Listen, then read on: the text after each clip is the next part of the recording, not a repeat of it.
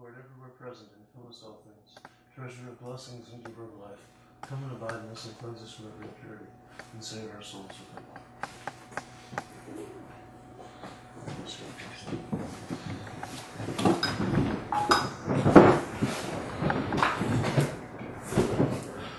Okay, does everybody have the outline for tonight?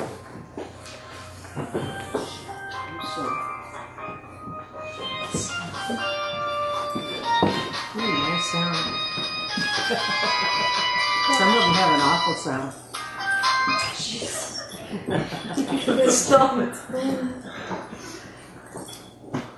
Okay, the general idea is that we're going to go through Matins tonight, Matins at a Vigil, and then starting next week we'll get into the Divine Liturgy of St. John Chrysostom, and start reading through the liturgy. So please bring a text of the Divine Liturgy with all the prayers. So that's in the book. It's in the liturgy book. Liturgy. Something like this, or that has most of it, yeah. Most of it. Okay. Ooh, I haven't seen that one. Later, maybe you want to look at it. I don't want to take time now. Okay. But there's a bunch of different ones, and there's, depending on the jurisdiction, there may be half a dozen approved translations. So, but as long as we're more or less on the same page, it'll be all right. Now, I have to warn you that the most of this outline, like most liturgical terms, are written in Greek. And we still use the Greek terms, and it's just a matter of figuring out what they are and remembering them. So Troparia, Apolitikia, Cathismus, Polyole, Eblogitaria, all this kind of stuff. It's all in Greek. And that's because the services were initially composed in Greek, and they just kept the Greek names. But all of this is a kind of shorthand. And the thing is, the better you get to know the services, and the better you understand the outline, the more you'll be able to understand, to go into any church and understand where you are in the service, and know what they're singing, even if it's in Georgian or Chinese or something. I went to the Ethiopian church. You don't understand anything. No, but the Ethiopian church also does. Their services are structured differently. Mm-hmm. You see, you have to go home, find it on YouTube, and play it over and over again. So then when you go back the next Sunday and you hear that one portion that you played over and over again, and you've learned it in your head, and then you realize, oh, okay, this is where they're at in liturgy. And then the next week you do a different. This is how I wrote the liturgy. Yeah. And dedicate my life to it. It's a lot of work, but it's a good idea. Yeah, actually, one of the best ways to learn the services is to get recordings of them in a language you understand, and just listen to it. It's very helpful. That is, if you can't be at the daily services, and not too many places have daily services, sadly.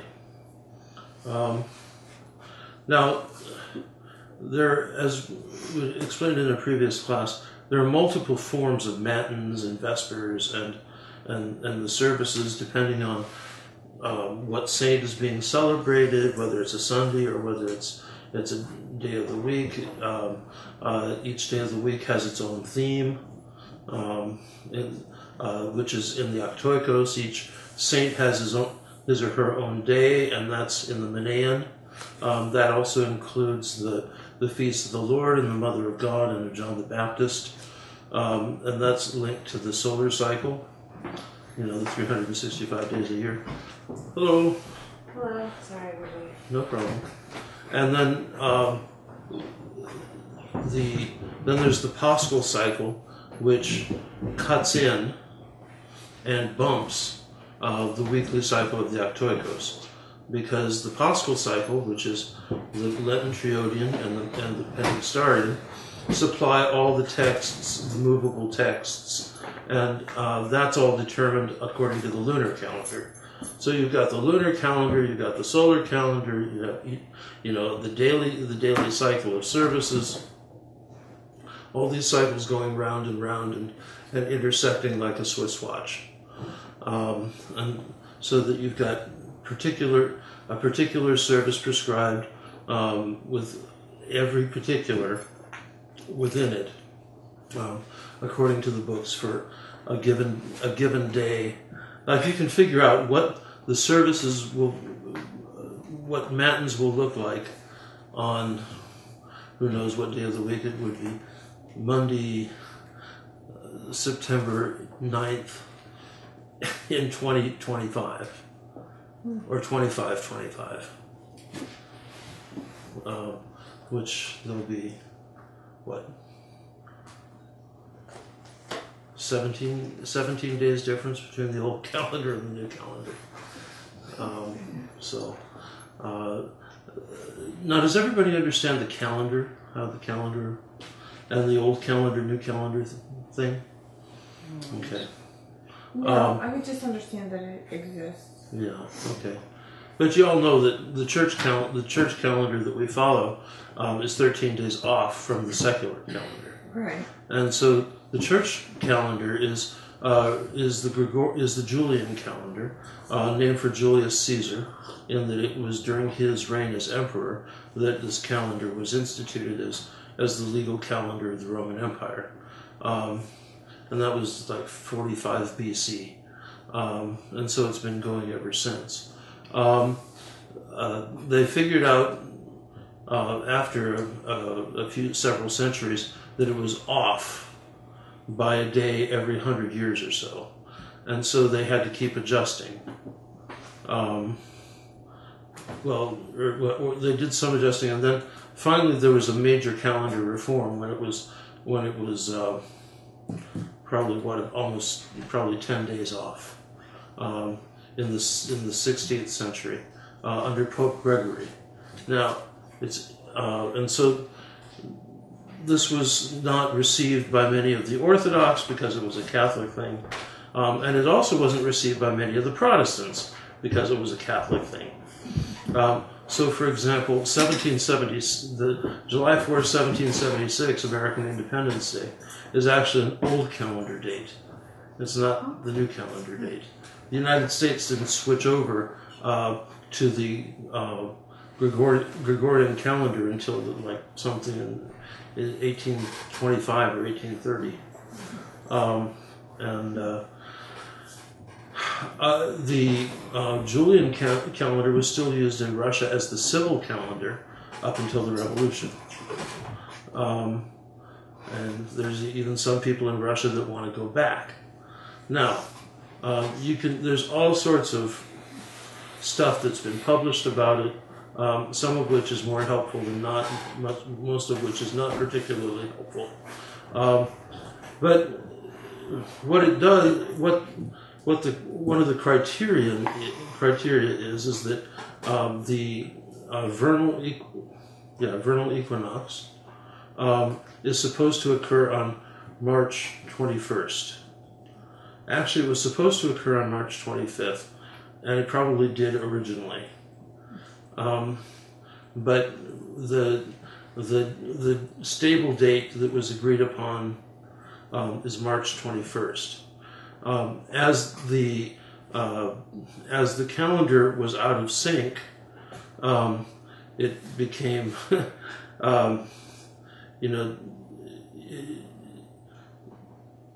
the actual date of the equinox changed, whereas that was supposed to be a stable astrological anchor for the calendar.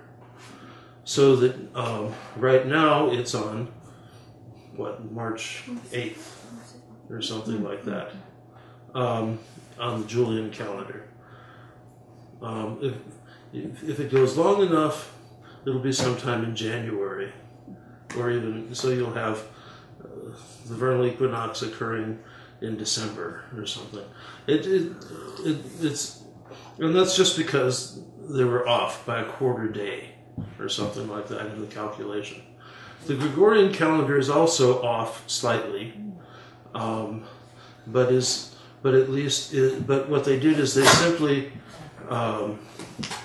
returned to March 21st as the stable day in which for the vernal equinox, and the Gregorian calendar is off far less than the Julian. There are those who in the Orthodox world who have made a huge deal about this, but the real problem with it is not the calendar itself, because it's actually the same calendar. The question is, when does the equinox occur? It's a matter of, because the saints' days are the same.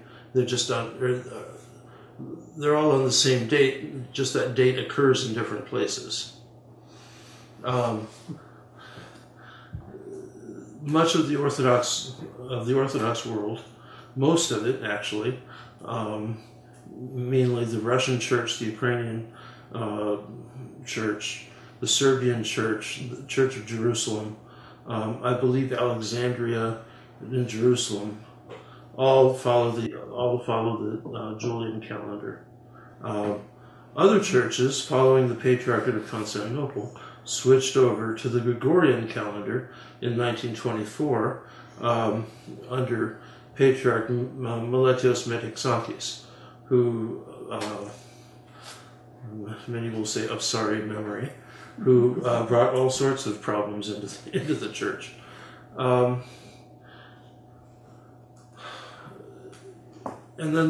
But it was not just the fact that they switched the calendar; it was how it was done pastorally, which was not at all. And so it just alienated vast numbers.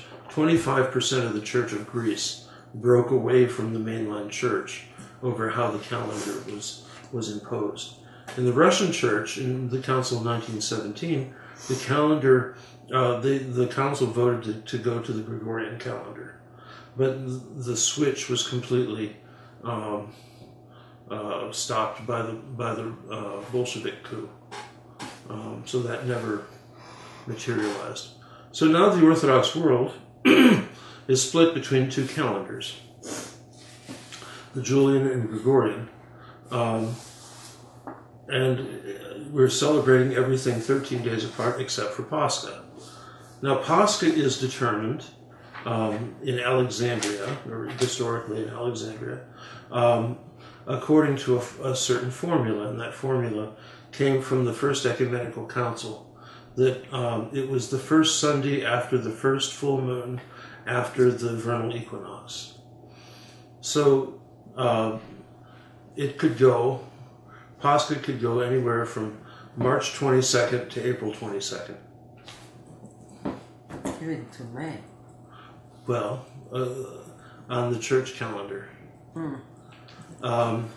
But with the introduction of the Gregorian calendar into the Orthodox Church, and the vernal equinox being on March 8th instead of the 21st, the dates of Pascha are all messed up, and you can have Pascha until the 6th of May, and it just doesn't work. So it's actually better. What we do in Rokor with the old calendar is actually works much better liturgically. Old calendar, old Pascha. What the Catholics do is new calendar, new Pascha. What many of the new calendar Orthodox churches do is new calendar, old Pascha, and then it messes up everything liturgically. So instead of the Feast of St. George occurring in Bright Week, where you're singing about after the latest possible Pascha, where you're singing about the bright resurrection, you can get St. George in the middle of Holy Week, or somewhere deep into Lent still, on the 23rd of April. That's what Osiri does, right? That's what Though Because in America, Christmas is yeah. the 26th and yeah, Pascha is Pascha. yeah, in America, most of the churches, except for the Russian church and the Russian, Serbian, Ukrainian, and Carpatho-Russian churches. Even the Ethiopian celebrate Christmas the 7th of January. Yeah, the Ethiopians and Copts are with us, but all the Greek churches, the Romanians, the Bulgarians, the Antiochians, all serve according to the new calendar. And in America, there's a lot more of them than there are of us. So, but at least Pascha is the same date. Christmas is 2 weeks apart, but Pascha is the same date. And you have to and in order to understand how the services are put together and how the cycles work, you have to take account of this difference in the calendar. For example, one of the cycles that starts on Pascha is the cycle of reading the Gospels. What is the Gospel for Pascha night? It's John, the first chapter of John. Yeah, John 1:1 through 14. And then that begins the cycle. There's a thing in after the Feast of the Holy Cross, because we have a lectionary, which is another cycle within the church, which specifies the gospel and the epistle for every day of the year, and they're linked together generally. But in the new calendar churches, they've introduced what they call the Lucan jump. And yeah, exactly. Sounds like a sporting event. Yeah. Sometimes it is. We'll see if we can catch up or we can get ahead of them. So after the Feast of the Cross, they changed from the Gospel of Mark of Matthew into the Gospel of Luke. Actually, I think they're into Mark by then. Whereas, according to the old calendar, without the Lucan jump, it just cycles so that Matthew ends and you go right into Luke. Well, then you have to be a professional to see that. Right, You or go to church all your Or life you and switch. you don't know If anything you about it. switch churches, you see it, you feel it. Like I was in the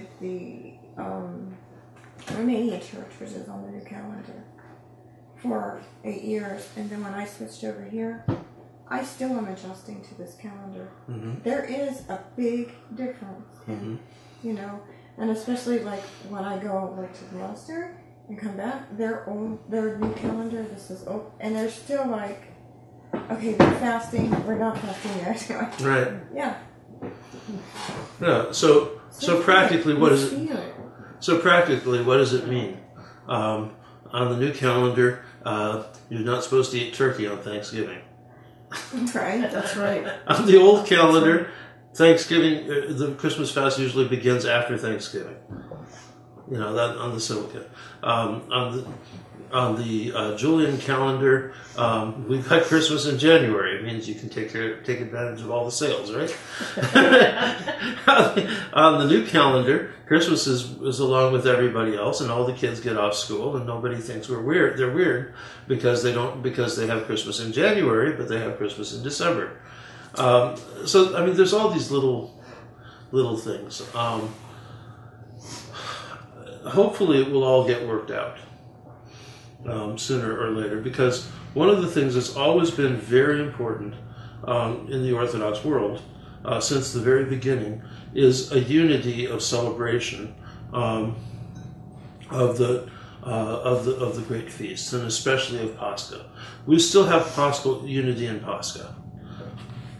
The dates are different. The saint is different that whose feast Pascha occurs on, but you don't pay any attention to the saint of the day anyway on Pascha, because it's like super All Saints anyway. But still, it kind of depends on where you are in the cycle. But they say that it's the same day. Like the 2 days are the same day. Not Pascha, but okay, so Christmas, old calendar, Christmas, new calendar It's the same date. is the same day in heaven. It's all one day in heaven. Is that what it is? Like, how does that transfer? In heaven, it's all one day. So there is not even day. There's just day. It's the unending day without evening. Oh, Pascha. Okay. It's always Pascha in heaven.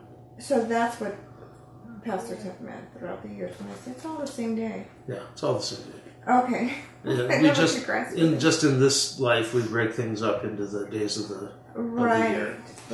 Okay. Much easier to think of it that way than to get involved in all sorts of polemics and say, oh, the angels aren't celebrating that saint on this particular day in heaven. They're celebrating according to the old calendar date, and therefore the new calendar is. Well, I wonder how that worked. I didn't even go into that part. It's just like they argue about when did Jesus Christ was born, the 25th of December or the 7th of January, which doesn't make sense. And it's neither one. Exactly. Yeah, and actually, what's interesting, and there's a little total aside, the date March 25th is really big because according to the tradition, March 25th is the day of the creation of the world, and my guess is it was also the birthday of Christ. Which year was the creation of the world? Hello. Hi, I'm so sorry. I borrowed the phone. Hello. Come on in. No problem. So, the year 7500 was in 1992. So, according from that was what. So this is the year 7522 from the creation of the world, according to the Byzantine reckoning. So September 1st will be 7523. Did they have the same months at that time? This is just the ancient. This is just the Byzantine reckoning, okay? But we won't go into what basis it has in reality. You know, there are Chinese villages that are 10,000 years old. So that kind of throws off the if the creation of the world was in 7522 or 55 100 BC. And what's the Jewish year? Around 5720 or something this year. So I mean, there's all these different ways of reckoning that. But the point is. Some of these dates are arbitrary. Even 2012 is somewhat arbitrary, because we actually don't know exactly what year Jesus was born, and that kind of got lost somewhere along through the centuries. And some of the scholars think it was more like 6 BC. So, but it doesn't matter in reality. He was born 6 years before. His birthday. Yeah. So, but it really doesn't. It really doesn't matter. You know, we have a system. It works for us, and that's kind of. And it's interesting things to talk about. You know, in a cocktail party, I suppose. But or to fight about in church councils. Let's see. Sorry.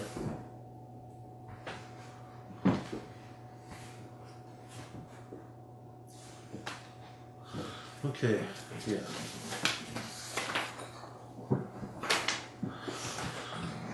So anyway, are there any questions about the calendar? Okay. Well, you did say something about how there's a little confusion, how you might have St. George's feast day at an liturgically inappropriate time. Right. I didn't understand that. Okay, that's because the lunar and the solar calendar it's because the old calendar and the Pascha pushes the dates of acceptable dates of Pascha forward on the new calendar, so that you can have Pascha from April 4th to May 5th or something like that, instead of April 22nd or March 22nd to April 22nd. So is there a reason why certain saints are celebrated within the Lenten period? The saints, it's interesting, generally a saint is celebrated on a certain day, because that's the day of their death. Now, for example, we just had, on the new calendar, the day of St. John Chrysostom. It's coming up on the old calendar. St. John Chrysostom actually died on the Feast of the Cross on September 13th. But they put his feast day off because the Feast of the Cross bumps the Feast of a Hierarch. Now, we still remember St. John Chrysostom on the Feast of the Cross, but we're really celebrating the Cross on that day.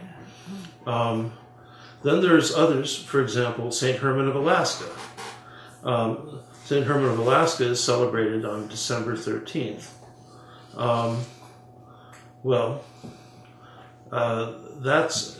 It happens to be not have been the day of his death, but the day of his funeral, since they couldn't get a priest there for 4 weeks or 3 weeks after he died, because it was so stormy. And so December 13th came to be the day of the remembrance of St. Herman. Now, on the old calendar, that occurs on the 26th. Or if you're in the 19th century, it occurs on the 25th. Roquefort kind of uses the 19th century date. So it's on the 25th, and so Santa Claus Day is St. Herman's Day, and we're still waiting for Nativity 2 weeks later. But St. Herman actually died on the 27th of November. And so the monastery of St. Herman in Platina, California, celebrates the 27th of November on the old calendar as the day of his death, instead of December 13th. So some of the dates seem very arbitrary. There's a very important, the two major cycles of the feast are the cycles of the feasts of Christ and the feast of the Mother of God. And some of those feasts, most of them really overlap very much. And sometimes, in some ways, their dates are kind of arbitrary. So, for example, if the Church New Year, the calendar starts on September 1st, that's the Church New Year, according to the old Byzantine usage. What's the first feast? First major feast is the Nativity of the Mother of God. What's the last major feast in that cycle? The Dormition of the Mother of God. And so it's kind of nice, you have the New Year defined according to these major feasts of the life of the Mother of God and of Christ. So you've got the Nativity of Christ.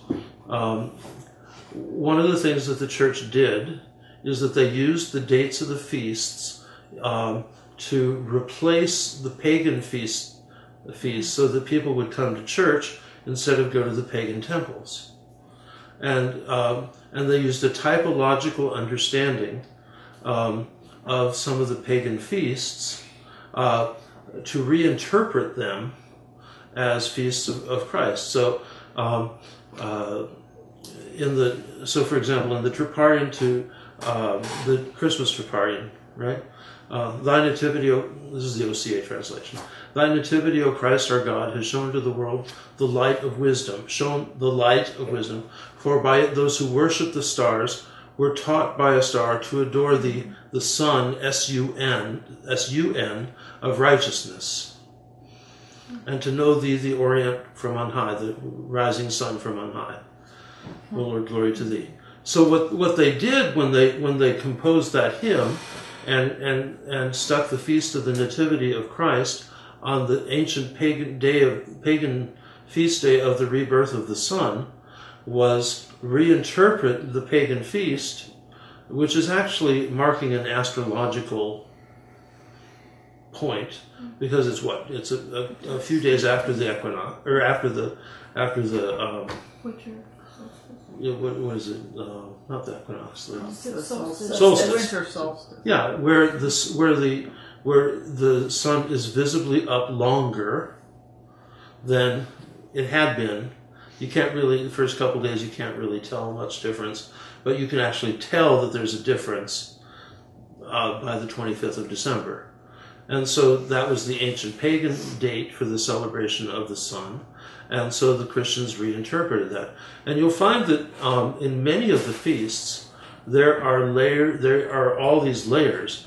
There's this ancient agricultural society layer of the feast of the rebirth of the sun, or the equinox, or something like that. Even Halloween is like All Saints, right? Yeah, I'll get to that.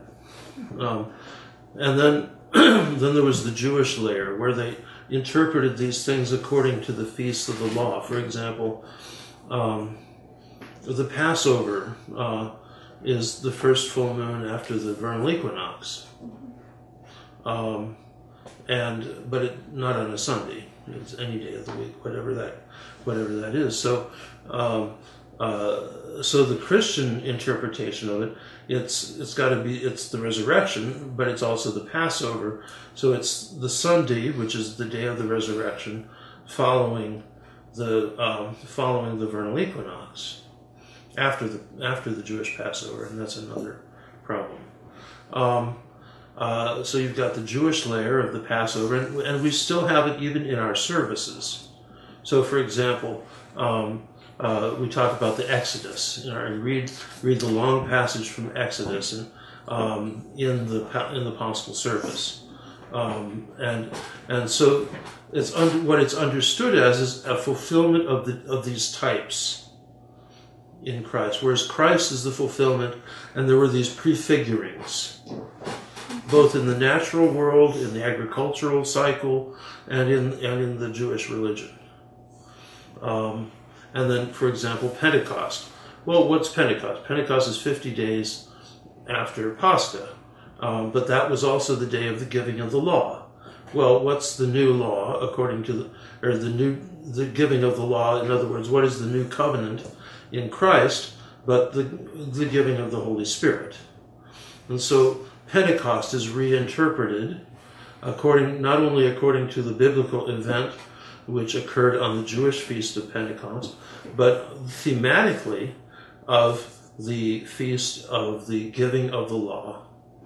And so what we do in these cycles of feasts is that we take the whole life of Christ and the life of the Mother of God. And there's also a couple of feasts of John the Baptist in there, his nativity and his beheading, which are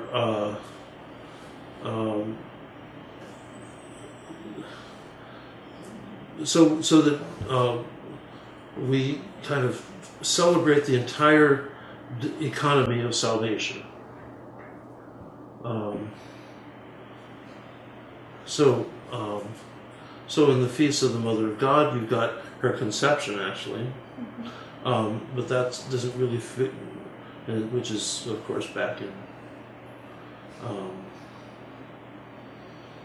I don't think it's even 9 months difference. It's in August or something. No, I thought it was December 8th. December 8th? Oh, December 8th. It is 9 months. Okay, it is 9 months. Okay. Yeah. So you've got, but starting with the Nativity of the Mother of God on September 8th, you go to her entrance into the temple 80 days later, on November 21st. December the 3rd. No? Which November 21st. These are the actual calendar dates, which we celebrate 13 days later. And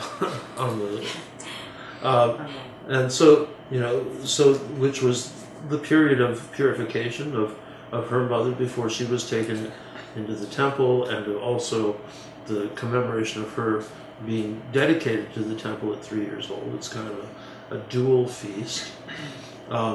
You have Christmas in there, but from her entrance into the temple, it jumps to the Feast of the Mother of God per se, kind of in chronological order, would jump to the Annunciation, and then 9 months later is the Nativity. Then a week later, 8 days later, is the circumcision. Then 40 days after the Nativity is the presentation of Christ in the temple, and so it's the feast. The cycle of the Mother of God goes into the cycle of the Feast of Christ. But then it all ends for the Mother of God, of course, with the Feast of her Dormition. But in the middle of all of that is the cycle of Christ's conception on Annunciation, his nativity on Christmas, the circumcision, then the baptism, which is extremely important, but is not something that we really think about. I don't think a whole lot. I'll get back to it in a minute. Then we jump in his lifetime. We would jump to the Transfiguration, and then all the way to Holy Week. The raising of Lazarus, Palm Sunday, Holy Thursday, the crucifixion, and Pascha, and then the feast of the Lord finish off with Pentecost. So all these cycles they interlock, and then you have the single day commemorations of all these particular saints of all these different types. There are monastics, there are bishops, there are laymen, laywomen, martyrs, confessors, ascetics. And each type of feast has its own level. There are 5 levels of the ways of celebrating Vespers and Matins, according to the ranks of the saints or of the feast. The top, there's another one beyond that, which is Pascha, which nothing even begins to equal. Then there are the levels of like Christmas and Theophany, which have an identical structure to them, Christmas and Theophany. And more or less on that same level would be the great feasts of the Lord. And one step down from that would be the feast of the Mother of God. Then would come the feasts of the very important saints who would be patrons of churches, and then the kind of daily commemorations of saints that most people have forgotten about, and only might be named after, if that was your family's practice, that you would simply be named after the saint of the day on which you were born. Which is an old Orthodox practice. And if you have a dozen kids, you kind of run out of names. So it's easy to just pick the day of the child's birth. I have a question, sorry. And I'll probably say this wrong, so forgive me. Who thought of all this up? Who thought of all this? Who initiated? I mean, I know it was handed down from the apostles, from Christ and the apostles. But all of the martyrs, all of us saints weren't there, and they didn't exist then, so it had to be added and changed. It was all added over the course of the centuries. Supposed to take care of that. But well, the church. Do we see in the Bible where there's liturgical cycles? In the Old Testament, yes, absolutely. And, like, I don't know how it correlates to what we do. Well, the church simply inherited the foundation of all of this from the Old Testament, from the temple of the Old Testament. And so its main cycle of feasts would have been Pascha, Pentecost, Tabernacles, and then I don't know Judaism very well. And then the New Year would be the Day of Atonement and a Day of Repentance and Day of Atonement. So it comes from the Old Testament. Oh yeah, this is the cycles, and then somehow somebody put it all together so that we know, and you can speak intelligently about it. Right. That basic cycle was put together for 3,500 years ago. Right. Okay. You know, and it's been going on for 3,500 years. And it just keeps growing. And it keeps growing. Okay. And stuff keeps getting added. Okay. Now the Paschal cycle got established very early. Right. You know, that was like the main root. And the Feasts of the Martyrs, because the martyrs were very, very important in the life of the church in the early years, in the early centuries. And from the first century. And so the day of their martyrdom would be remembered as a feast day in the church, and people would celebrate it. And the Eucharist would be celebrated, and people would be kind of a holiday or a commemoration at least. And then later on, the Jewish feasts were reinterpreted, but this was like 1st and 2nd century. Reinterpreted? Who reinterpreted? The Fathers. That came from the Holy Christ Fathers. and the Holy Fathers. And Yeah. We should have more and more holidays according to the quantity of saints that are. Well, every day is a feast day. Yeah. That's why you can say Spraznikum every day of the year. Maybe you're not supposed to on Good Friday, but I mean, it's still. So, it lays on this very ancient foundation, and it's just the continuation and development of that, along with the commemorations of the martyrs, and then other saints were added. As remarkable holy people were remembered by the church, and then this was all pretty much systematized, probably by the 7th century. I guess that's what I was looking for. 7th or 8th century. Yeah. When was it? Yeah. It was all put together in a. But it's also something that's organic, that has grown organically. Yeah. So the basic cycle was, the basic outline of it was 7th century, probably. It would be recognizable. In other words, what they were doing then would be recognizable now. Okay. Details would be different. How the church was laid out would be a little bit different. The cut of the vestments would be a little bit different. The style of the iconography would differ. The language. Actually, if you were in a Greek church, the language wouldn't be different. It would be the same thing. It would be the same service that you hear today as you would hear 1,500 years ago for like the liturgy. But the daily cycle and the cycle of saints took a little bit longer to develop, and that developed in the major monasteries of Byzantium. In Jerusalem at St. Sabas, and the Studion in Constantinople were the two centers where the liturgical life was developed.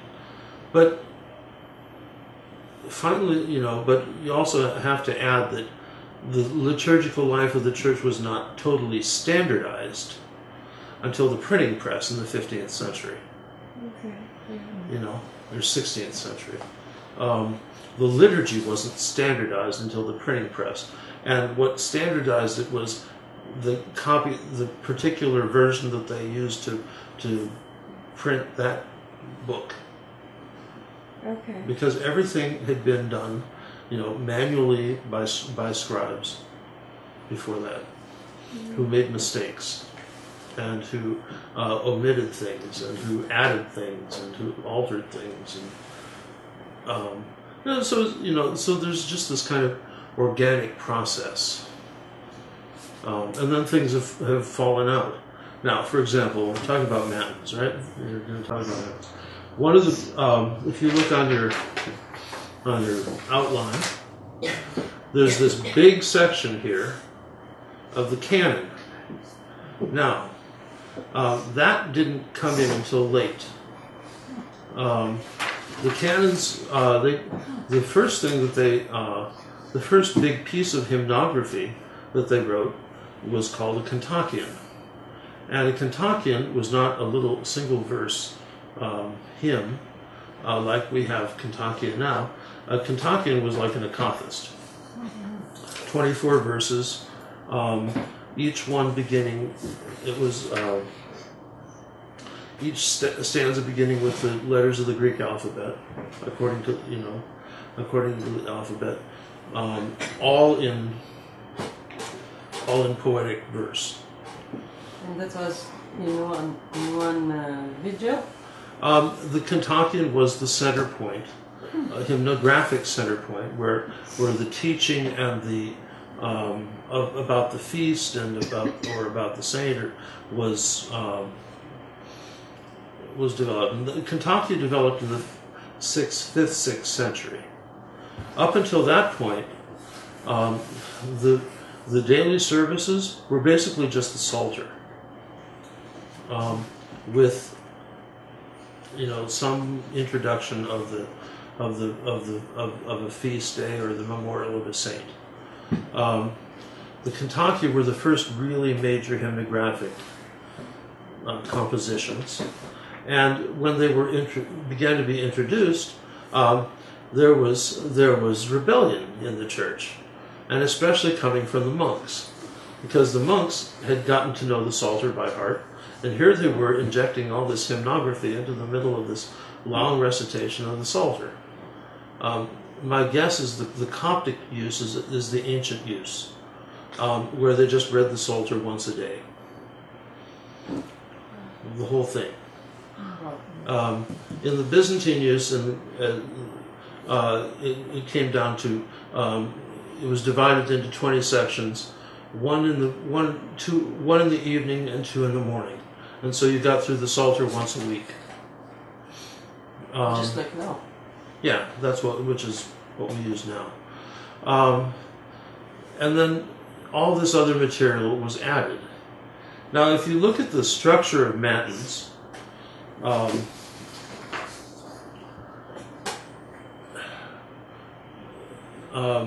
there's also, this is a Matins at a vigil, right?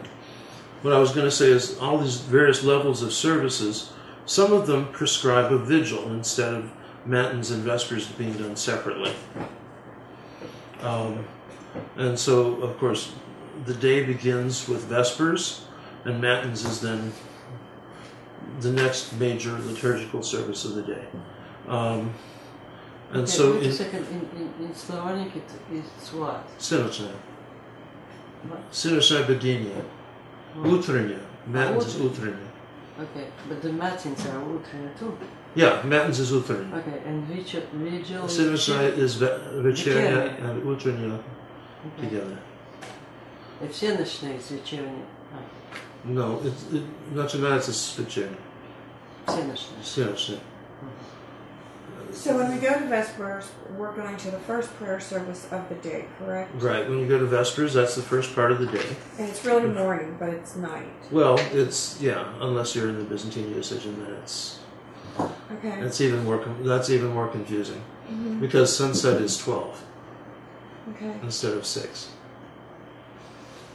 Okay. in Byzantine usage. Okay. Anyway, so the first service of the day is Vespers. The next major liturgical service is Matins. Vespers, of course, is the evening service. Matins or Utrina or Orthros is the morning service.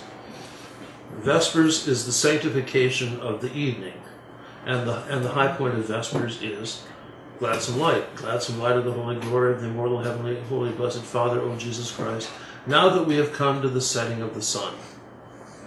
So it marks sunset.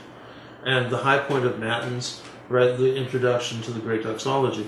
Glory to thee who has shown us the light. That means it's sunrise. Now, we don't pay any attention to that anymore, for the most part. Vespers happens when Vespers happens, but it should be in the evening, and Matins should be in the morning. But when there's a great feast of a high level, Vespers and Matins are combined into a single service, and that's kind of it's a vague remembrance in the life of the Church when the service started at sunset and continued until sunrise.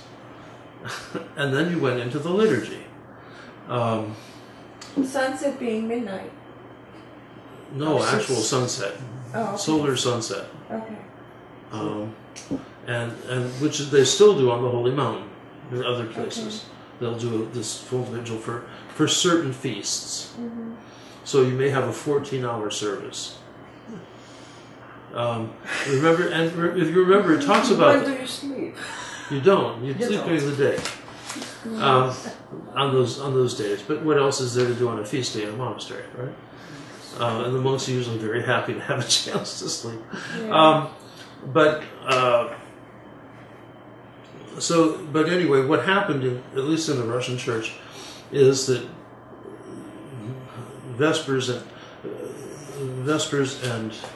and Matins got put together into a reasonably short service, 2.5, 3 hours, which we still call the all-night vigil. When it was the original form, it really was an all-night vigil, a panikida, all night. That's interesting. What about the service for the dead? Well, it's the same. What we do as a panikida, right, for the little 20-minute thing for the departed, is actually Matins. It's a very, very, very abbreviated form of Matins. Mm-hmm. And a Molyevan is a very, very abbreviated form of Matins, without all the psalmody. Interesting. I never did the connection. Well, yeah, think about it. You know, you've got a psalm, you've got Panikida, you've got the Trisagion, the opening prayers, you've got Alleluia, which is the Lenten substitute for God is the Lord. Alleluia with verses, blessed are they whom thou hast chosen and taken, O Lord, and so forth. Then there's a psalm, or then there's the great first the psalm, then the great litany, then Alleluia, then Evlogitaria, just like for the departed.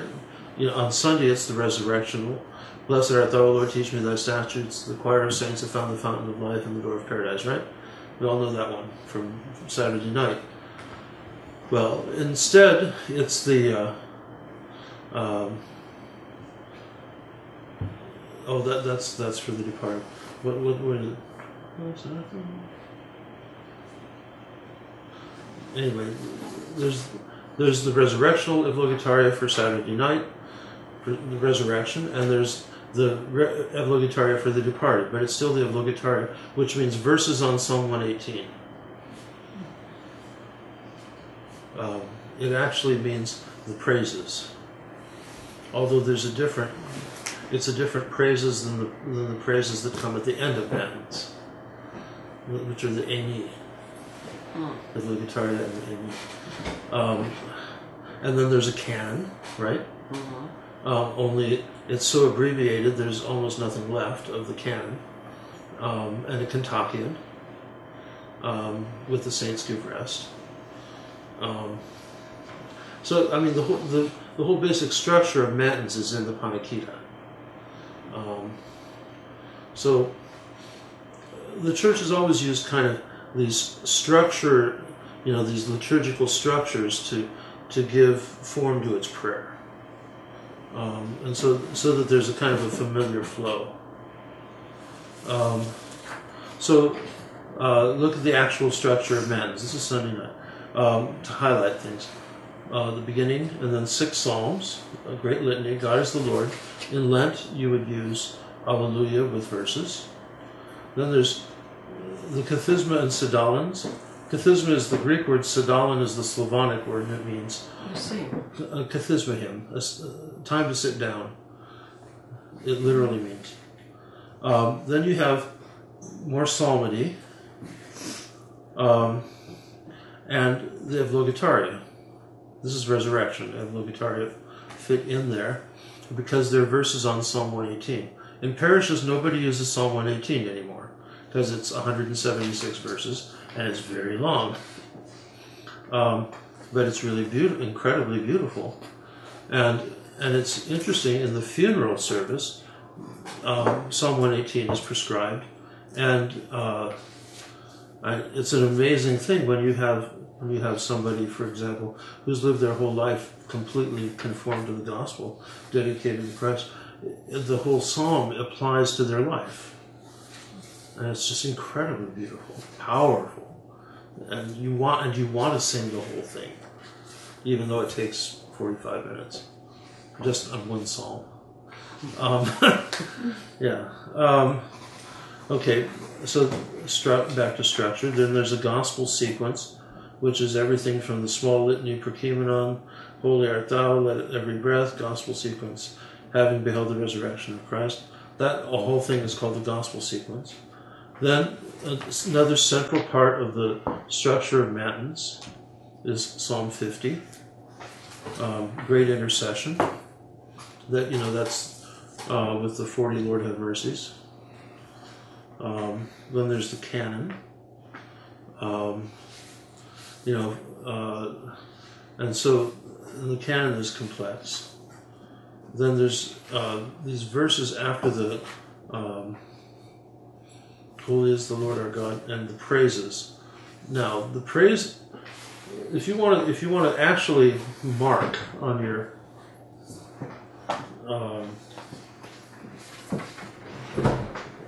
what's the real structure of Matins?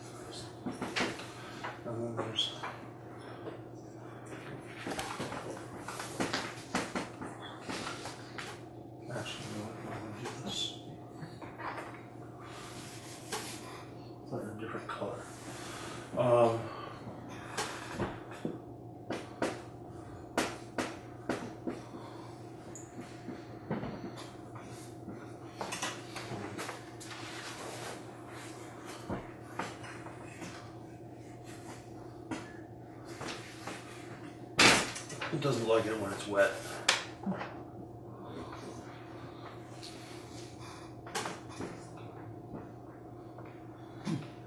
Psalm 50.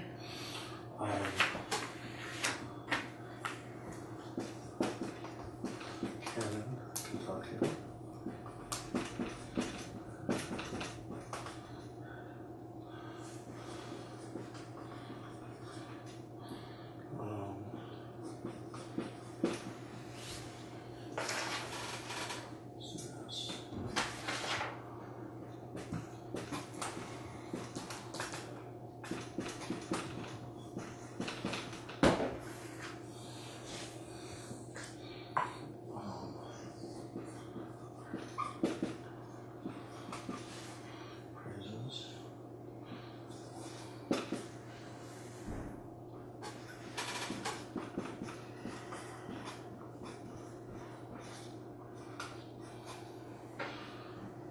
Okay.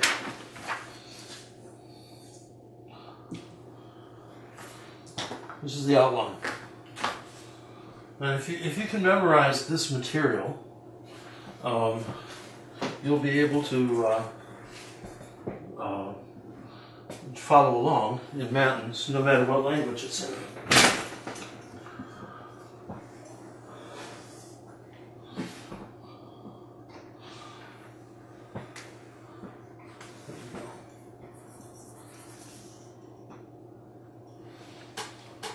So the 6 Psalms we did talk about, but it's Psalm 3, 37, and 62.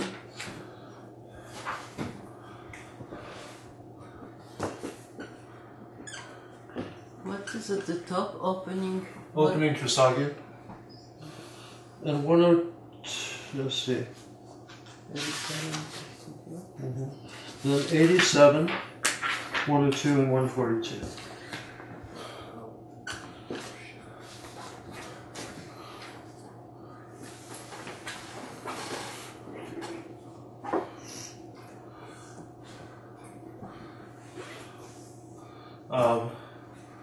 Now this is the Orthodox Bible Psalms, or are they? This is according to the Septuagint, the numbering according to the Septuagint. Okay. The numbering according to the Protestant Bibles is off by 1. 1, right? Usually. Okay. So the Orthodox Study Bible would be correct. Yes, the Orthodox Study Bible has the Septuagint number.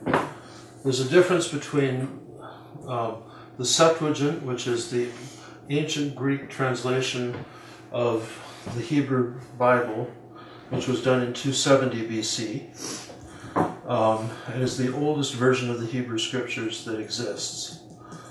Then there's the Masoretic text, which is the current version of the Hebrew Scriptures in Hebrew, which is used by the Jews, which was heavily edited to exclude Christian references. And so your typical Protestant Bible, the Old Testament, is not really adequate.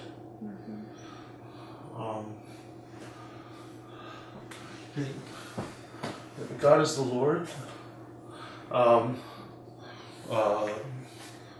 it's a series of texts that are taken from the Scriptures, done with verses, done antiphonally between a chanter and a choir usually. You know, it's God is the Lord and has appeared unto us. Blessed is he who comes in the name of the Lord.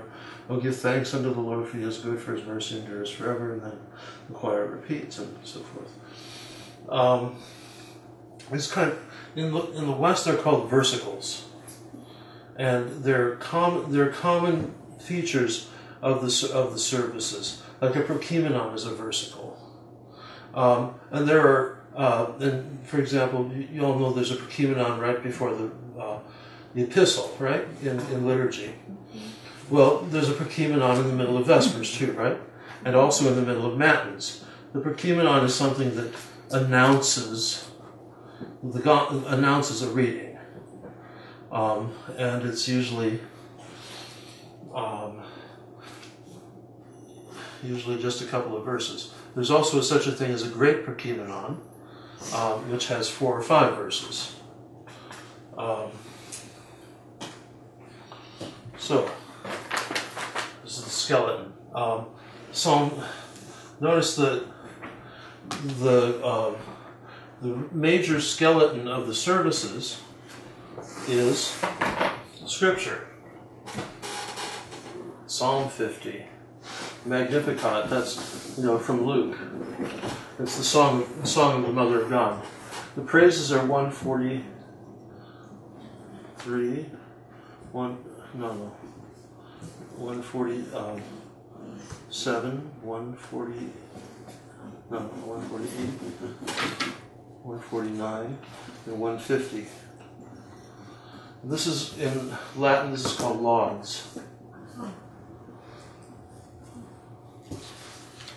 Then we all know the great doxology, glory to God in the highest, on earth peace, goodwill among men. There are 2 versions of it. there's for it to be read and for it to be sung. And the sung one, like we do on Saturday night, ends in what? Trisagion, right? Whereas the read one, the one that we read on a lesser feast day, ends in the prayer. Thy mercy, O Lord, endures forever. Despise not the works of thy hands. Something like that. Then there's litanies afterwards.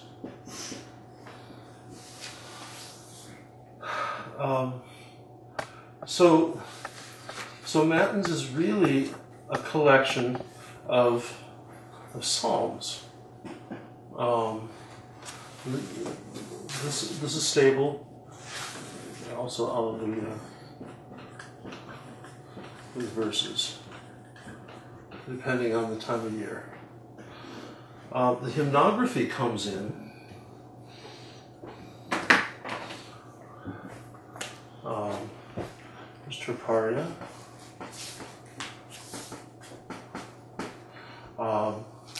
And then on Saturday night is when you have the whole gospel sequence. You have there's the Polyolé, which is 134 and 135, I think. But this varies, and you can use different psalms. Magnificat, or no, the Magnification. Do you know all the psalms by heart? Now? No. I should, but I don't. We've reduced the Magnification to a short little hymnographic commentary. We magnify thee, O Christ, giver of life, who for our sake was born in the flesh of the most pure Virgin. That's the one for Christmas. We magnify thee, or we bless thee, O Holy Father Herman, and we honor thy holy memory, instructor of monks, conversant with angels. That's one for monks. There's all these different things. But what that is, that's just the verse, or the hymnographic verse, that goes between the verses of the psalm, the psalms that are prescribed. So this is actually a Psalter as well. And then there's the gospel sequence.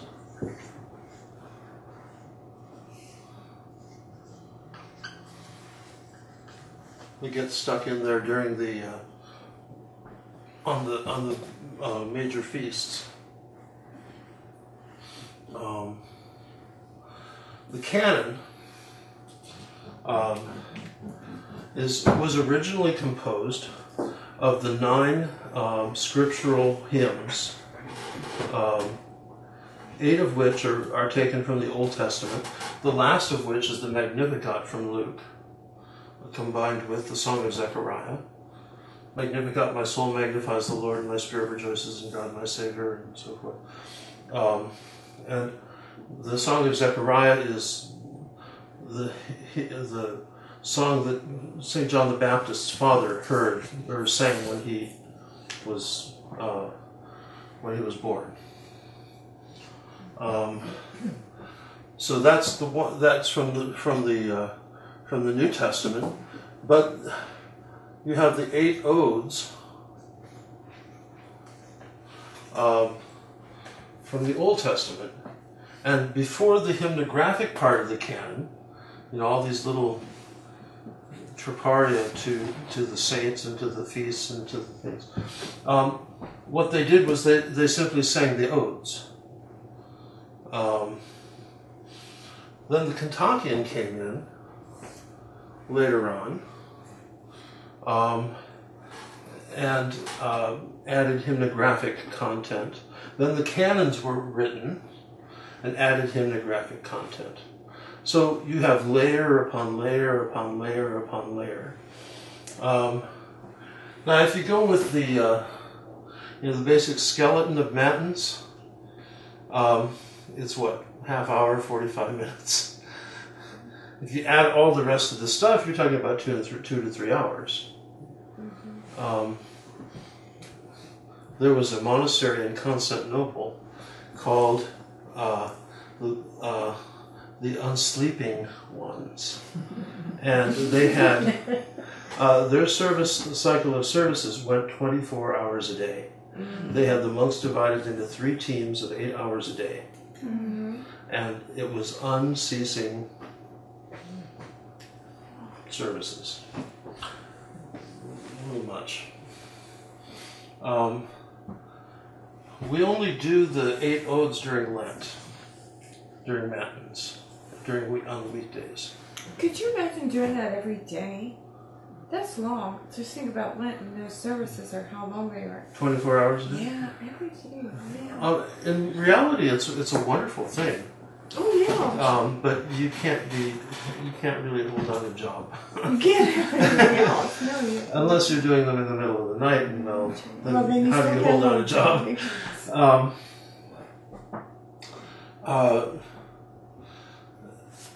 One of the differences with the canon with the odes is that you don't. There are 2 different ways. One is where all the odes are read and the hymns are inserted.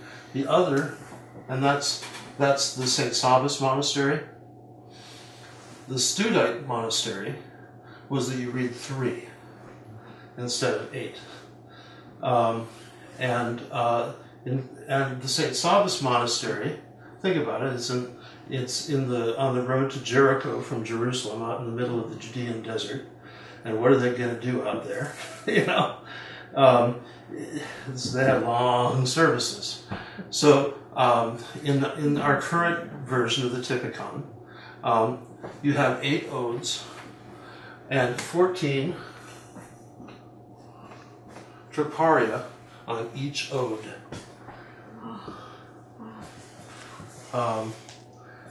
We don't do that nobody does that in parishes, and it's only done in monasteries. But that's the St. Sabas usage. In the Studion, it's 3 odes times with only 8 troparia per ode. So it's much more, you can handle it. But you got to think about it. The Studian monastery was right in the middle of Constantinople. It was occupied an entire city block, and they had 800 monks. It's a ruin now. When was that? That was the turn of the millennium. So when St. Theodore was there, 840, thereabouts. To me, this makes a lot more sense. And then the canon, or the Kentuckian, got shortened to 1 troparion and 1 ethos, right?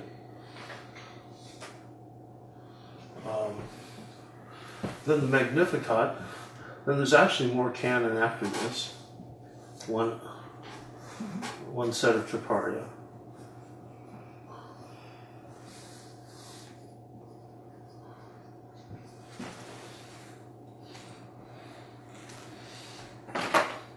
But then on top of this, you'd have troparia from, say, God is the Lord. You'd have troparia from the Octoikos. Man.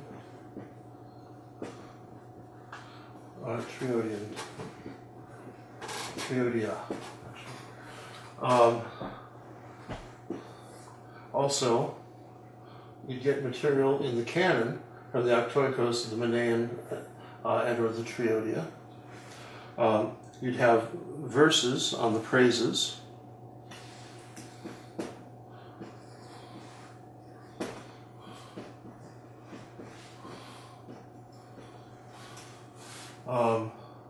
There's another troparion here.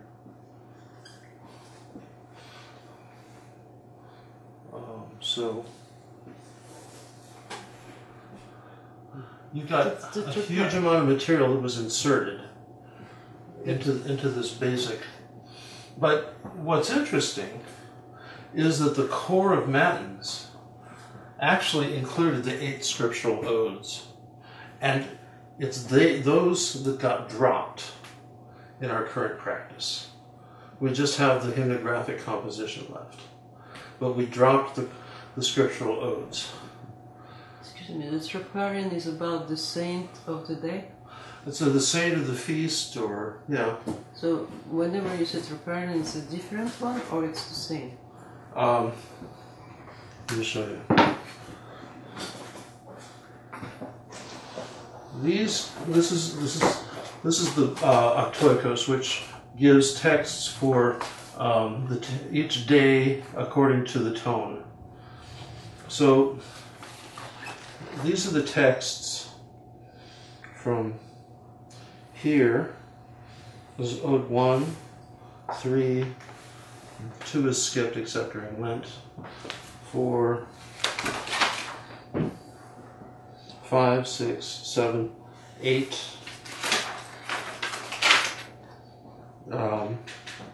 and 9, going all the way to here. Okay?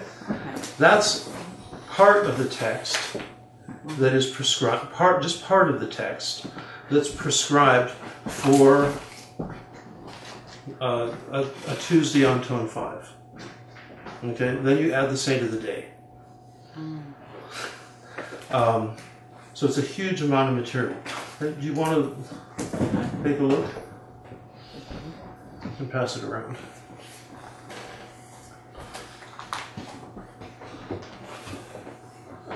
But if you get this flow in mind, it makes sense. It makes sense.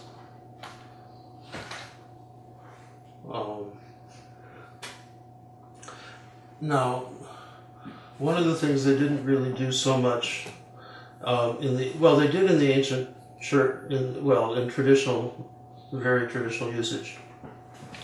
But wasn't as easy then as it is now to play with the lights. Okay, so in Vespers, remember the high point of the service is Vespers of a Vigil, is gladsome light, right? And so what happens is they bring the candle out in front of the priest, right? And then from that candle, all the lights in the church would be lit.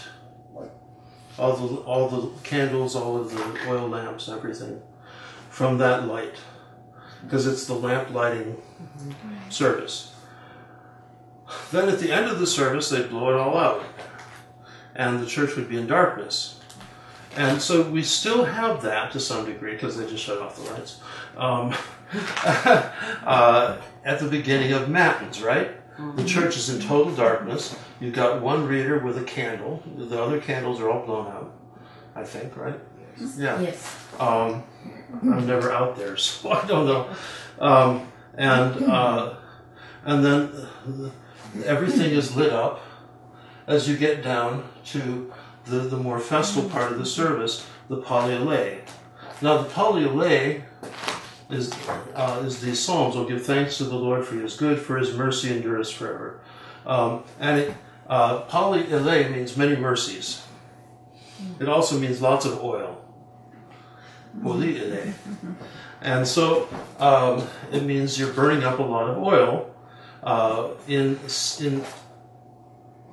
semblance and of the many mercies of God, which produces light, right? It's the divine light shining forth. It's the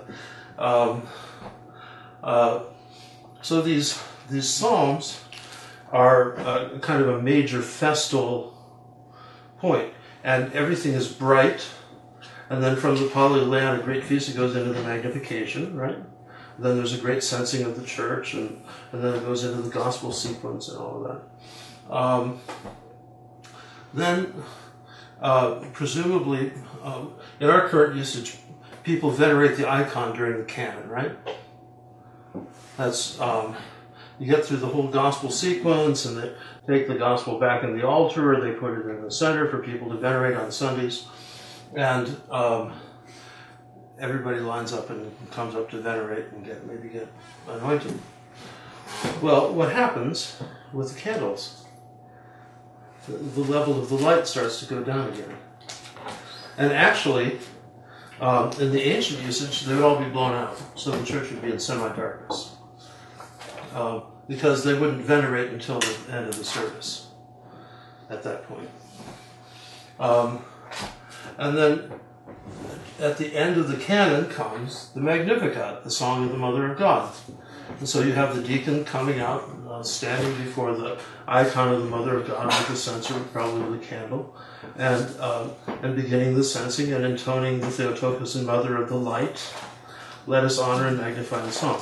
So the theme of the underlying theme is light. And after the Magnificat, it's a kind of, the kind of tempo and movement of the service is up to the high point, which is where the priest introduces the great doxology with the phrase, "Glory to thee who has shown us the light." And then, this great hymn of thanksgiving, which is the great doxology. And so there's this movement of dark to light, and light to dark, and then dark to light, and then dark to even more light. And so it begins in the dark, moves to the light, goes back to the dark, and moves back to the high point of the light, which is also supposed to be sunrise. Monica, is there a cycle relating to the life of Christ in Matins? Well, and where is it in relation? His conception, his birth, etc. Is that reflected by the parts you just mentioned? One of the ancient customs, I won't say traditions, but one of the ancient customs among some of the church writers and fathers was to draw symbolic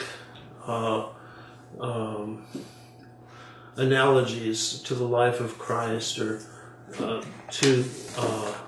with the services, either with the vigil service or with the liturgy itself. And some of this became actually what this did is it even inserted texts into the text of the liturgy. It inserted icons into various places in the church. So, for example, in the liturgy, the proscomedia, where the priest prepares the gifts, was interpreted as the Nativity of Christ, and so the tradition following this interpretation was that you put the icon of the Nativity at the proscomedia table, and then you probably heard that the kid with the candle going out in front of the priest is John the Baptist, like John the Baptist, but all of this is nice. Oh, it's not really. But it's not the dogma of the church. Oh, okay. You don't actually. What it is, it's fine if you don't understand the text of the services. And the reality is that most Orthodox in the world don't understand the text of the services. In the Slavic world, the services are in Slavonic. Nobody's understood Slavonic as their native language for 1,000 years. Nobody's understood the Greek of the services for 1,500 years. What about the Greeks themselves? They don't understand it. It's different. Yeah, for us it would sound like Middle English, like Chaucer. Really? Yeah. And you have to have studied it in order to understand it. The whole structure of the language and the vocabulary is totally different. So you're just speaking English that you understand the service now? Well, many churches in many places have begun to translate. So the Romanians have translated all the services. The Serbs have translated. The Ukrainians have translated the services. Into what? Into Ukrainian. Into the native language. In English now, in French, in German, in Spanish, in... Just not in Russian. Not in Slavonic, because and that was because the part of the idea of the Slavonic, it was a universal language of the Slavic Church that everybody could understand, from the Serbs all the way through Ukrainians and the Russians and they all Is don't that true understand. today? no, No? But the no, Irish. no. No, they don't. No? No, they don't. They don't understand it. They think they do. Right. And But they so don't. if you're standing there and you're wondering what are they saying Exactly. up there, it's really you can have all of these symbolic explanations and things like that, and they can be kind of cute, and some of them can be very profound, and some of them are very not so obvious. But I think personally that the most valuable thing is to understand the text itself of the liturgy, and you get far more out of reading the actual text and following along with the priest's prayers than you will with trying to memorize some kind of overlay of a symbolic explanation. Besides, if you want to meditate on the feasts of, on the various aspects of Christ's life, you usually got all the feasts up on the iconostas, and you can meditate on those. You can meditate on the icons. You can which show his life or his miracles or all this kind of stuff.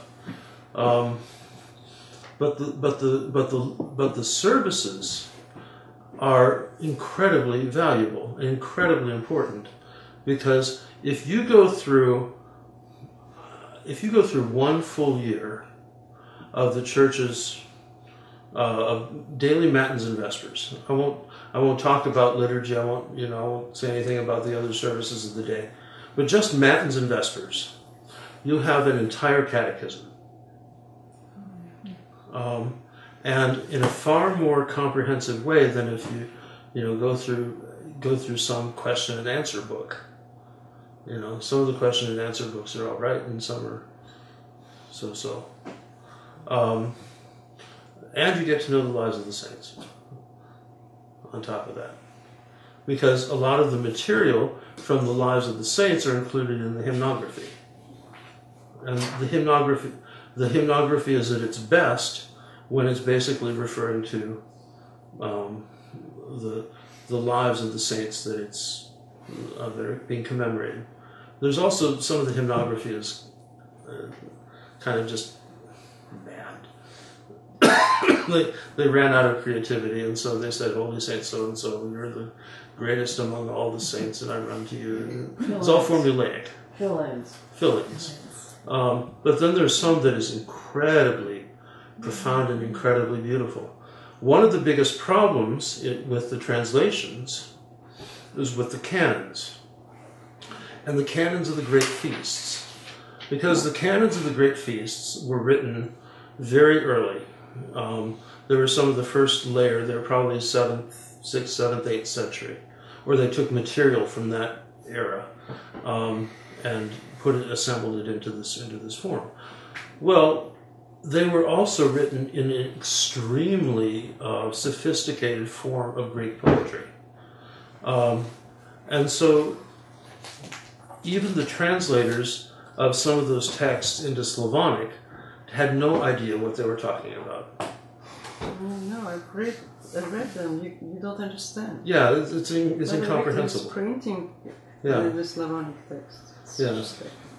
So one of the things that's always caused controversy within the life of the church is the translation or retranslation of texts. They did that in the beginning of the 17th century, and it caused a huge schism, the Old Believer Schism. But it was not so much the text itself; it was how it was applied pastorally. And there were people who died to maintain the old text.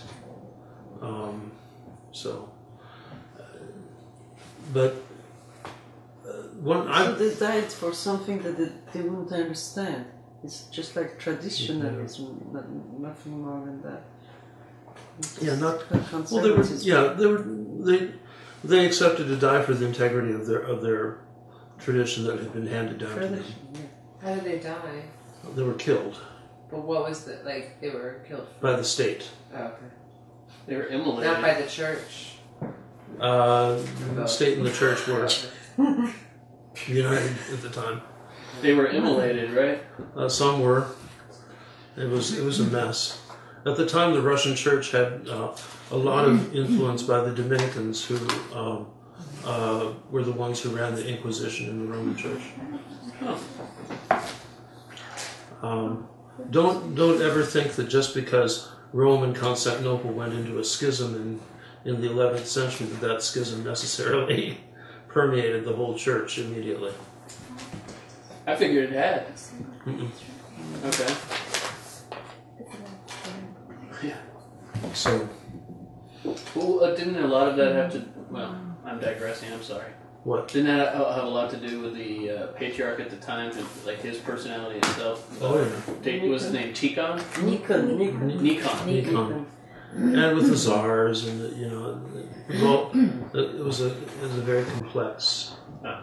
You can read all about it in a book by Paul Meyendorff called The Old Ritualist Schism or something like that, said by Rich Press. It's very interesting. But if you want to read some of the texts from the Old Believers, one of the most beautiful translations, at least of a prayer book, is the Old Believer prayer book that comes from Erie, Pennsylvania.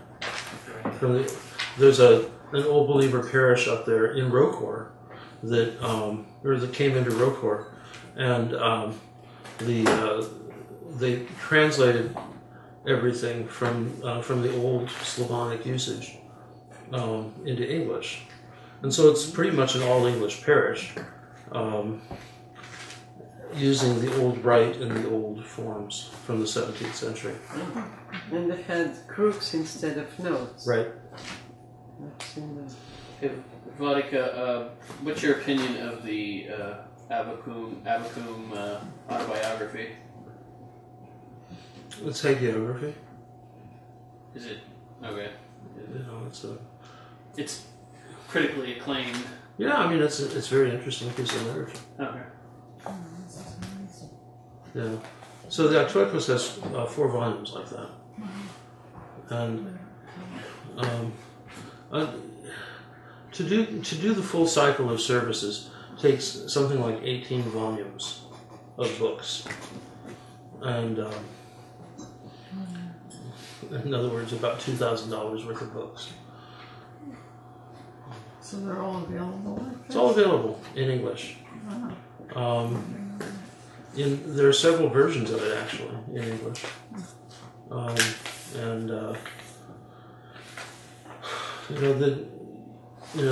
some are better than others. Some are more specific than others. There's one. This is the Rocor version from St. John of Kronstadt Press. There's one from Holy Transfiguration Monastery in Boston, where the texts are all set to the Byzantine melodies, so that the poetry works according to the Byzantine melodies, but it doesn't work in English with Russian chant.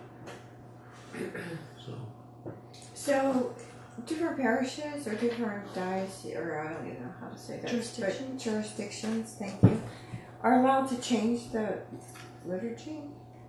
There is no standard in English, just like there's no single hierarchy in America. Okay, so here you get different versions in America. So if I went to Serbia, and I went to different jurisdictions in Serbia, Niš, Belgrade, all of it would be the exact same. Russia. In Russia the same way, in Greece the same way, like an Orthodox country, it would all be the exact same way. But here things might be different. Right. And plus in those countries that began to translate the services, it would be different. So in Bulgaria, for example, or in Romania, you might have you'd have the original Bulgarian text or the Slavonic text. Romania too actually used Slavonic for its services. And if you look at Old Romanian, it's all written in Slavonic letters and has a huge amount of Slavonic influence, although it's a Romance language. And then you'll have the modern Romanian. And so I would imagine some places they go back and forth. There were also, has everybody heard of St. Paisy Velichkovsky? You know, one of the great, most important saints of the 18th century. He was Ukrainian. He went to Mount Athos and got acquainted with the fathers who were putting together the Philokalia. And so he took it upon himself to start translating these texts into Slavonic, which was the common literary language at the time, and also into Romanian. And so his monastery was dedicated to translations. But in the monastery, he had one kleros that would sing in Slavonic and one that would sing in Romanian, because he had Ukrainian and Russian monks on one hand, and he had Romanian and Moldavian monks on the other, and so they would go back and forth between languages. So the going back and forth is nothing new. Even in the time of Pachomius the Great, in the deserts of Egypt in the 4th century, they had their monasteries were composed of different little houses. And so people who spoke one language would all be put into the same house. So you'd have Coptic monks and Latin monks and Greek monks and, Syriac-speaking monks, each one doing the services in their own language, and then they'd only come together for the liturgy. Even Mount Athos is like that, where you have monasteries that all speak in different languages. But one of the things that shows the unity of Orthodoxy is that despite all the languages, despite the local variations, which really amount to the music and the particular language, the text is always the same. The Aktoikos has been the same common text for 1,300 years. The text of the liturgy has been pretty much the same, with variations and finally standardized by the printing press, but pretty much the same for 1,500 years. And so there's this tremendous continuity, and wherever the church has gone, the texts have been translated. St. Innocent spent huge amounts of time learning the local language and translating the texts into Aleut. At the end of the Russian Empire, the liturgy was being celebrated just within the Russian Empire in 120 different languages. And even today it's celebrated in dozens of languages. So text is standard, given, and but how it's executed, how the music, the style, all of that stuff is what changes. The format of it too, in some places. When I was in Serbia at a monastery, this is my first trip out, right? First monastery out of the gate on my trip, and I didn't understand pretty much the language, but I understood the service because I wanted to know what they were saying, right? And so I only understood it obviously to a certain point, but the cycle, just watching the cycle, you bring out the chalice, and they brought out the chalice and everybody left. And that was it for me. I didn't want to be there. It was who left? Because the people, everybody left. And I thought, no, this is not right. Something's wrong. This is not worth. This is something. I got to get out of here. It's not. I don't want to be here because I was told everything is the same. You go over there, it's going to be the same as what you learned here in America, right? Well, there's St. Basil the Great said there's nothing worse than bad old customs. Well, no, here what they did was, and incidentally, the priest's cousin from Australia, the priest from the Serbian church here, was there from Australia. He's the only person that spoke English, explained that what they did was they did the prayer of Thanksgiving. They did the whole service, then handed out the gifts, because otherwise people will leave without saying the prayer of Thanksgiving. And they So you do the Thanksgiving before getting the thing. Yeah, that's what I'm saying. But that's what I'm saying. It's like it's there's all sorts of funny practices. yeah. There used to be a practice very often in the Russian church where you have these rules of preparation for communion, which were really heavy duty. Like you had to fast for a whole week or even a whole month. You had, on strict fast, go to confession, read all the prayers, and on and on and on and on. So people would only go once a year during Lent, because they weren't going to do all of that more often than that.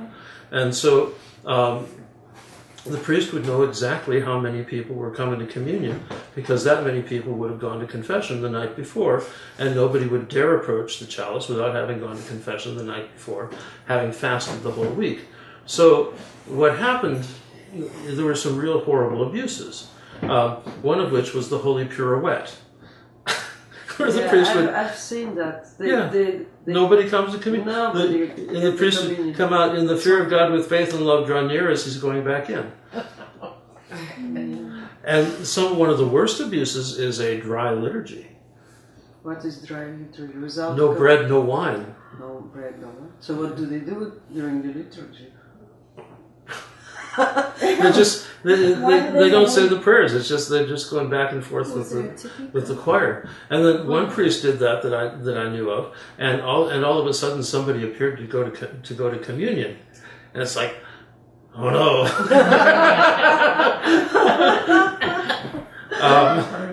And so, personally, I would suspend any priest that did that.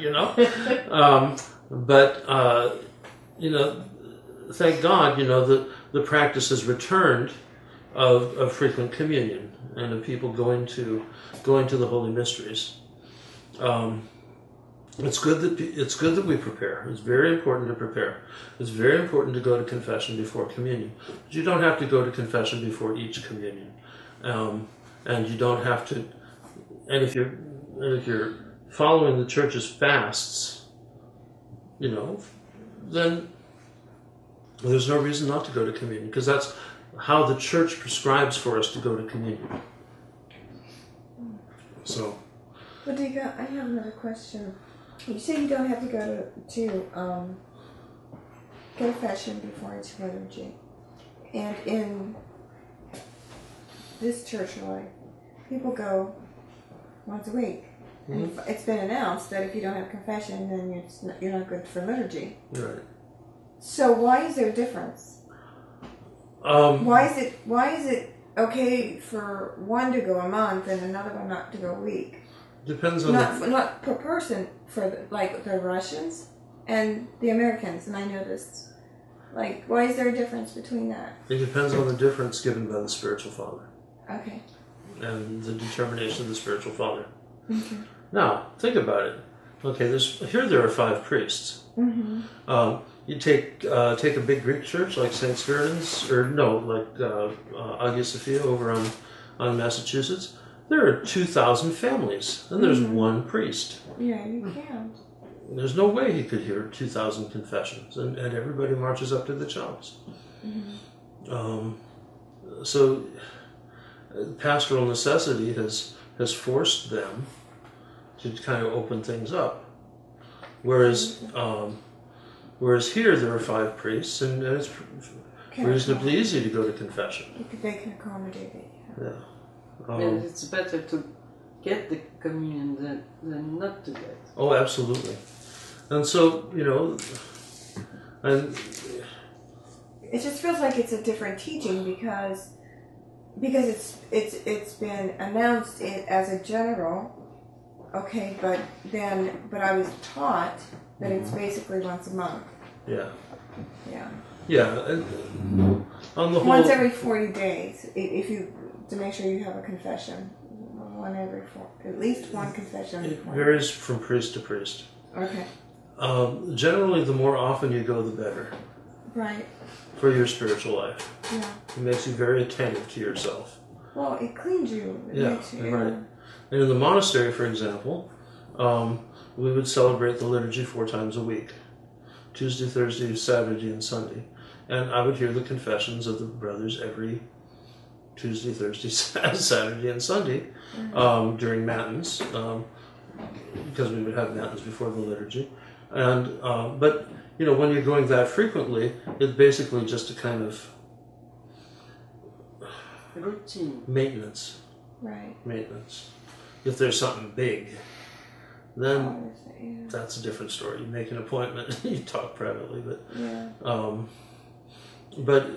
it's very good. But that's in a monastery, and it's set up to facilitate that kind of practice. Whereas in a parish, it's not set up to facilitate that kind of practice. Mm-hmm. And if you're going to confession more than once a week, most priests couldn't deal with it because there'd just be too many. Yeah, you'd be doing nothing else. Once a week is a lot, but then again, it's not. But once a day is nice. Every hour. Yeah. I've had, at the monastery every day. You come out clean. You come out feeling clear, totally clear. Everything is clear. Right. Exactly. So. Okay. Now you know everything you need to know about Matins, right? You get the basic flow, the basic idea. Get to know the texts. Read them at home. If you want, instead of reading through the morning prayers, read Matins. It's all in your handy dandy Jordanville prayer book. It's all right there. How long does it take? The general skeleton of Matins, probably 20 minutes. I'm not talking about adding canons and Traparia and all of that stuff. I'm talking about the 6 Psalms, Psalm 50, the Magnificat, and the praises and great doxology. And that probably expresses just about everything you need to express. And those Psalms. Of course, it all boils down to Lord Jesus Christ, Son of God, have mercy on us, sinner. So next week we'll start the liturgy. I'm going to be out of town for most of this week. I wonder if we could find some little inexpensive copies of the liturgy so we would all be on the same page. I don't remember how much this was. Where did you get this? I got this online. I think it was Etsy, but it's put out by Rocor, the Western Diocese. I think it's $20. But I can show it to you later. I don't want to take time from the class. I think we should be able to find something for about $2 or $3. Don't they have little books? They have the OCEC has these little books of the Divine Liturgy, or St. Tikhon's, or something. With the inaudibles. You want the inaudibles. Yeah. You want the whole. Yeah, because that's not in the liturgical prayer book. The inaudibles aren't. That's right, I did. Supposed to, because secret doesn't mean that we cannot hear them. Is there a reason why we don't sell them here downstairs? Nobody's probably told the bookstore to stock them. Oh, okay. I'll see what I can do if I can They find. might have We one. have They might have one. Who? At St. Anthony's, they may have one.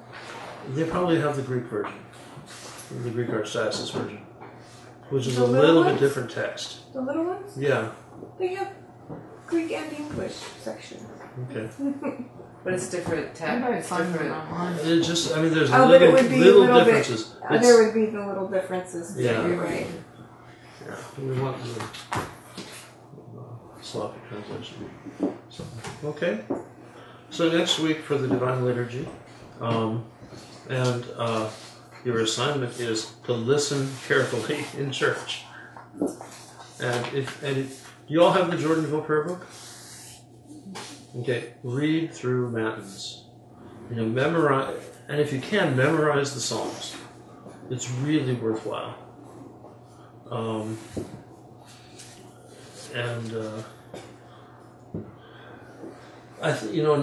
thing we could do is we could put together a little booklet with this, with Matins and Vespers. I mean, just the bare text. Oh, that would be nice. Okay, let's see about doing that. There's a fantastic one thing you should know about. There's this fantastic liturgical resource called on stjonah.org. Or from I think it's the Church of St. Jonah in Texas. Yeah, Orthodox. If you just Google Orthodox liturgical texts, that's probably the best. And it's mostly, they have all the Rocore texts that are available online. Problem with things like this is that they're copyrighted. So, some of them even had, the Manan even has the copyright notice on each page. So, it makes you feel really guilty. So. Is that a copy? No, this is an actual bought version. So, okay. Thank you. Thank you. Thank you.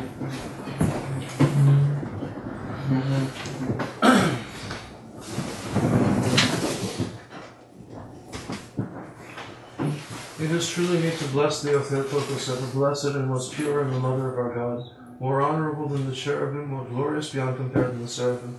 Without corruption thou gavest birth to God the Word. True Theotokos, we magnify thee. The blessing of the Lord be upon you through his grace and love for mankind, always known from ages of ages.